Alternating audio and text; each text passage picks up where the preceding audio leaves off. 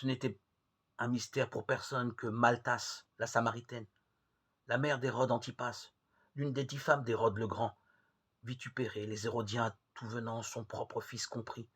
Elle les qualifiait tous de race, de gens sans foi ni loi et d'assassins lubriques.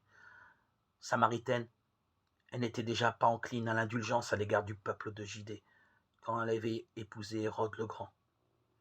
Mais une fois incluse dans la tribu des Hérodiens, elle avait dû assister impuissante, sinon muette, à une série quasiment ininterrompue de meurtres et d'incestes perpétrés au vu et au su de tous, et pourtant couverts par l'impunité royale.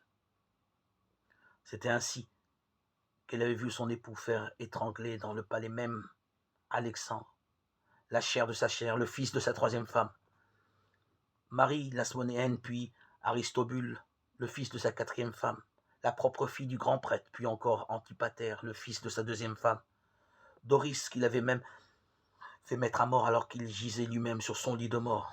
Mais le temple n'avait jamais osé élever la voix contre ces monstruosités. D'où le mépris que Maltas portait au lieu saint et à son personnel. Quant aux Romains, ils n'eussent certes pas songé à adresser des reproches au potentat sur sa vie privée.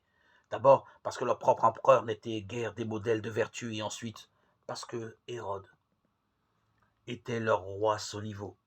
Il leur payait les impôts qu'il exigeait, et il était le seul dont la poignée brutale put maintenir l'ordre dans ce pays apparemment voué aux convulsions éternelles.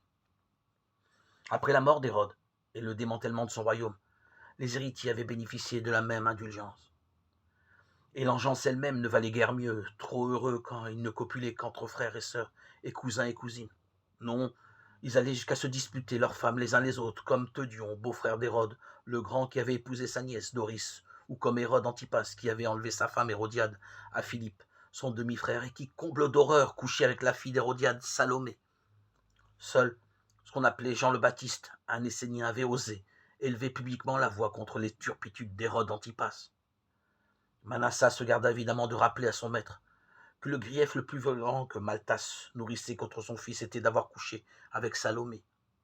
Même si celle-ci était désormais mariée à un oncle Philippe le tétrarque de la Décapole, demi-frère de son propre frère, autre indécence, le souvenir de l'infamie demeurait.